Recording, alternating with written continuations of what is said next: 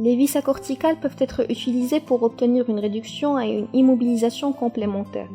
Ceci est le cas des fractures obliques longues, spiroïdes ou multiples de la diaphyse. La technique consiste à stabiliser les fragments osseux de A2 jusqu'à l'obtention d'une réduction anatomique partielle au total. La technique de pose est identique à celle de pose de la vis acorticale, sauf que le trou foré au niveau de la corticale proximale est identique au trou pilote et leur diamètre est identique à celui de la vis utilisée.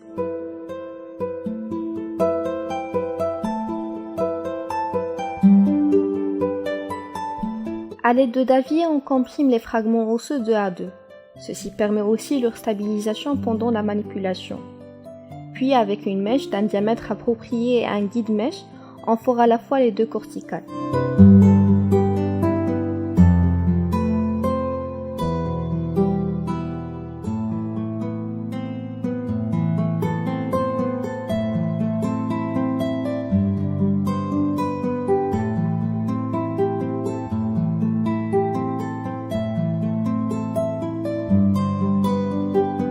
La longueur du trou est mesurée par une jauge de longueur.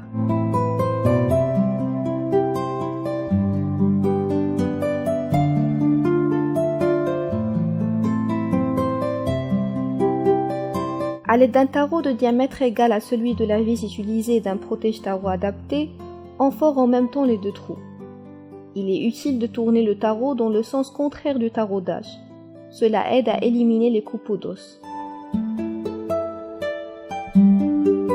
Une vis est ensuite mise en place par un tournevis. Sa longueur est choisie selon le même principe d'une vis acorticale. Pour stabiliser le reste de la fracture, le davier est placé successivement sur les autres fragments osseux.